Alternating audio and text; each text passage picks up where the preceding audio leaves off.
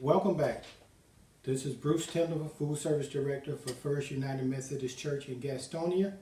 And this week we're going to do a roasted butterfly chicken with root vegetables.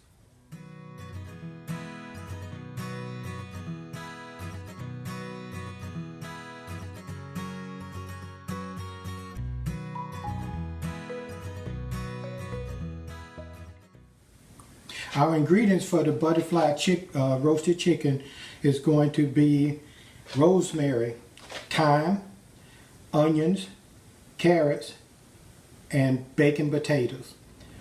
Okay, the first thing you want to do is you want to get your chicken and make sure that it's dry. You can pat it dry with a paper towel and make sure it's dry. And after ensuring that it's dry, you're going to have to butterfly it.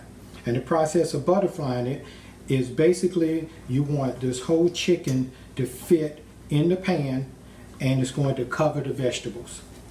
And there's two ways that you can do this. One way is you can use cooking shears and you cut along the backbone and you remove the backbone. But I generally use a knife because I'm more comfortable with the knife. And what we do is I take and cut along the backbone, and this is a very sharp knife, and you can hear it cut through the bone.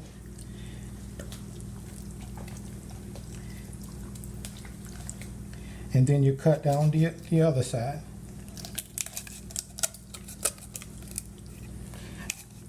And if you don't feel comfortable using a knife, you're more than welcome to use cooking shears, and they generally cut right through the bone and the gristle.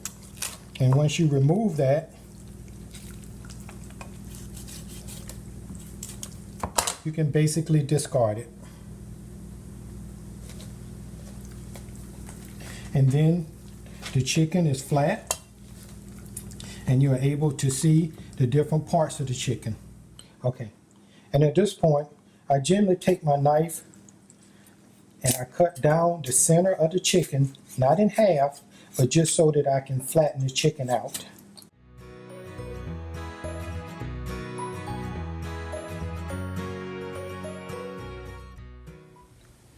Okay, generally I cut my carrots, I cut them at an angle, and that's just because I want chunks, because they're going to bake under the chicken, and I want them to have some body to them.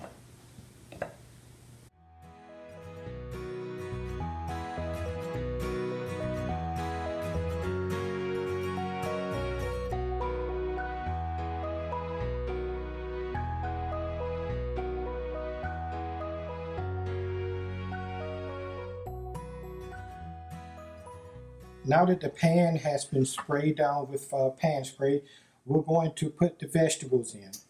I put the potatoes, and the reason I cut the potatoes the way I did, they're going to be a bed for the chicken.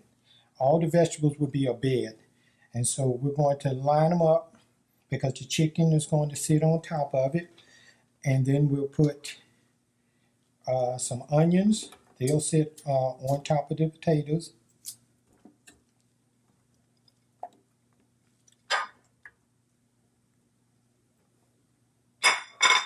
And then we'll put some carrots.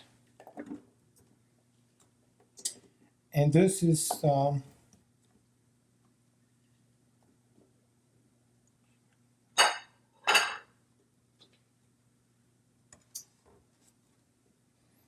a pretty idea of what it's going to look like.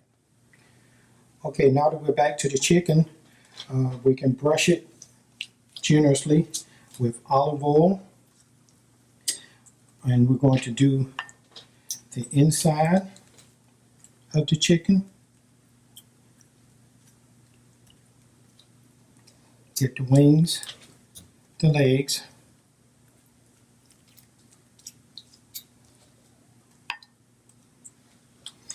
And we'll come back to this side when we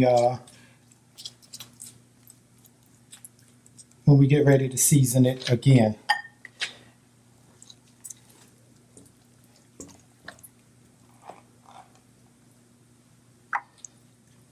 You want to get the entire chicken coated with olive oil, and this will help with the skin. When you bake it, it'll crisp up. Okay, we're going to season the inside of the chicken with sea salt, black pepper,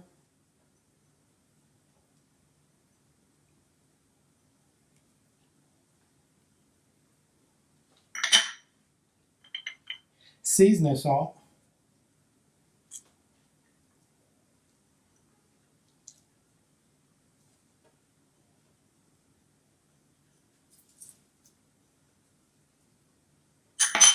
garlic powder,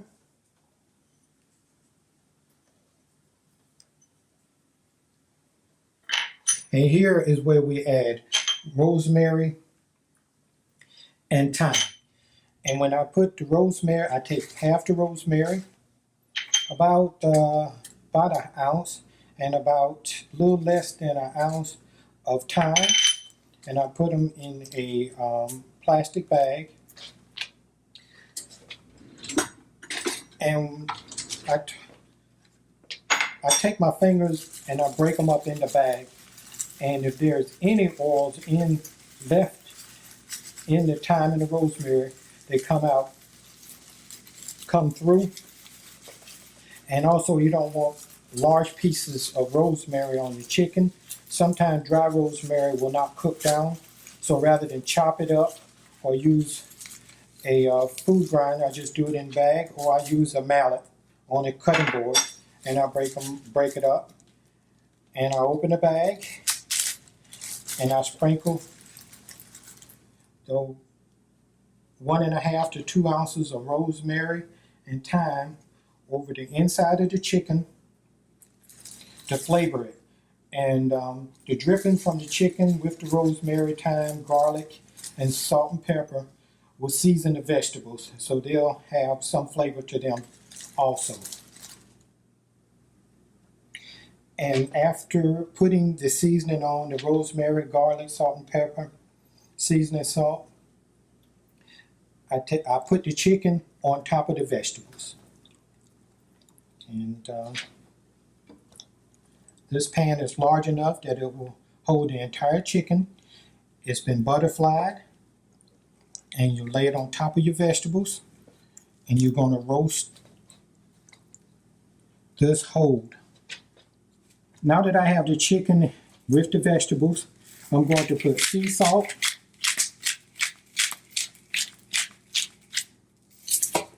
and ground pepper on top of the chicken.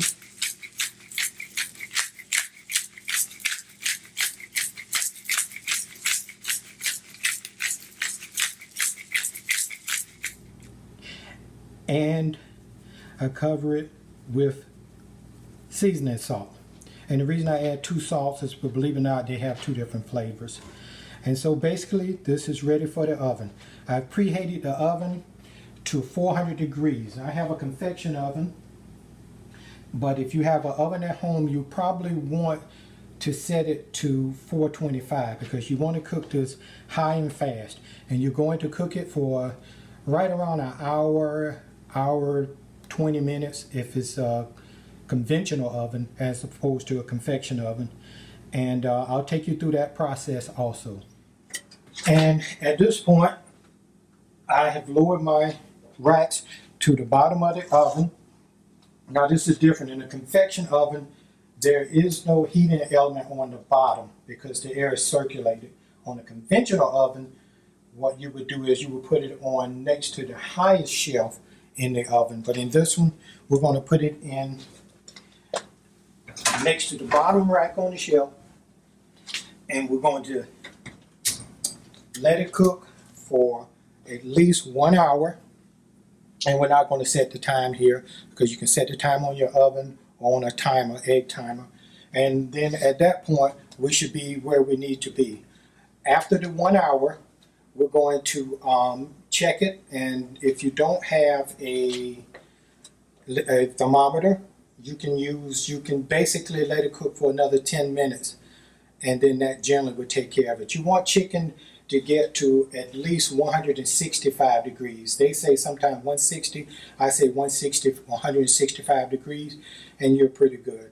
And at that point, we'll pull it out and we'll plate it. And also, we're going to have roasted asparagus that's going to go with this dish. And we'll plate it up and let you take a look at it.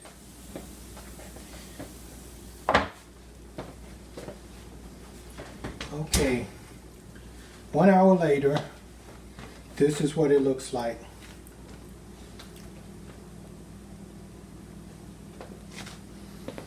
And what I'm going to do is I'm going to test it, and just in case, I know many of you have one of the old turkey thermometers, so that's what I pulled out, and they are pretty accurate. And I generally check between the short thigh and the leg, and the temperature there is at 171. And in the breast area, which is another dense area, the temperature is around 175. So this is a good temperature for your chicken. And at this point, I don't cover it, because if you notice, the skin is crisp. You may not be able to hear it, but it's crisp, and that's what you want. And if you cover it, steam will come up and it will just make it somewhat rubbery once it's sitting under there for a minute. So what I'm going to do is I'm going to let it rest for about 3 or 4 minutes, and then I'm going to take it off and we're going to plate the vegetables. Okay, the asparagus just need to be roasted. There should be a little color to them. They should be glistening. You'll see the black pepper and the sea salt. And so it's ready. So at this point, I'll turn my fire off, and during these times it's almost impossible to get everything you need, so I could not find any whole lemons, so some lemon juice at the very end,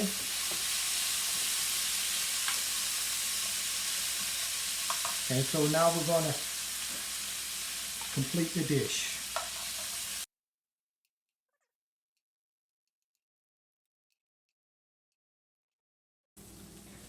Okay, what we have here, which we started right at an hour ago, we have the butterfly chicken with roasted vegetables, which is baked potatoes, carrots, and we did some roasted asparagus. We have the onions, which were cooked down with the chicken, and they were used as a pillow to keep the chicken from coming in contact with the pan, along with the potatoes. Also, this is the pan sauce or jus from the meal, which is really good. I tried it, and this is it. 1.5 hours with prep time and cook time, and this is a complete meal. I hope you guys try it and enjoy it.